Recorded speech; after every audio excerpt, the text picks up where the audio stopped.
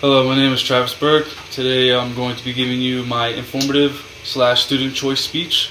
The topic that I chose was informing you all on the steps it takes to make a really good homemade pizza. But before we start, I'd like to ask you all, how is everybody doing today? Doing good. Good. Not bad. Everybody here? Good to go. It's not 10 people, but we're going to have to work with it. So. Alright, good. Now everybody, now before we begin the steps, let me give you a few reasons why you should make your very own homemade pizza. It tastes way better. It's easier to order a pizza than to make one. You don't get that fresh factor like you do when you make a homemade one. And you gain valuable cooking skills by learning how to make your own meal. Okay, now we can move on to the steps in making the perfect homemade pizza, starting with preparing the dough. Dough is always best made from scratch rather than buying pre-made dough. Dough comes in many different shapes and sizes. It's up to you how you want to make it. There's everything from thin crust, a thick crust, a crispy crust, to a fluffy crust.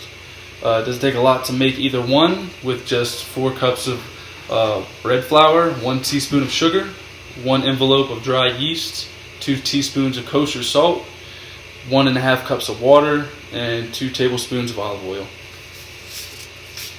Now on to the second step, which would be the most important piece of the pizza, which would be the salsa. Salsa is another thing that can be put together in many different ways.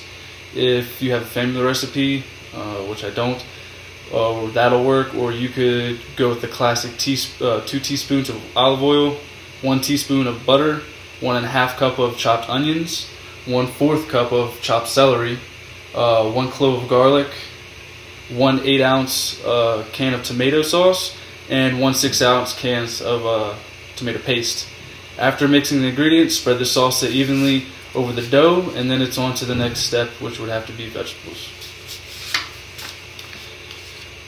Best way to produce your own vegetables is to grow your own small garden, but the store-bought veggies will work too. Everything from tomatoes, which you can also use to make salsa, onions, and peppers. And when it comes to peppers, it's best to have or grow a variety of them to add to the assortment of flavor. For the next step, we will be adding meat to the pizza. The step is pretty basic.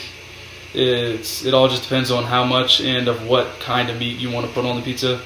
You can put anything pepperoni to sausage or ham, anything in between, whatever.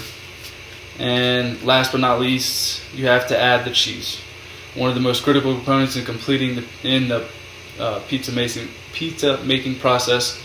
You can make your own pizza cheese, or you can go out and buy whichever you want. Most generic ones to use is Parmesan, or there's cheddar, there's provolone, anything you want to put on it. Spread it out evenly over the pizza in heavy amounts before putting your finished product in the oven to cook. And that is how you make your very own homemade pizza completely from scratch. I hope you all have learned something today, and hopefully now you all too can make your own very own pizza for you, your friends, or family, or whomever.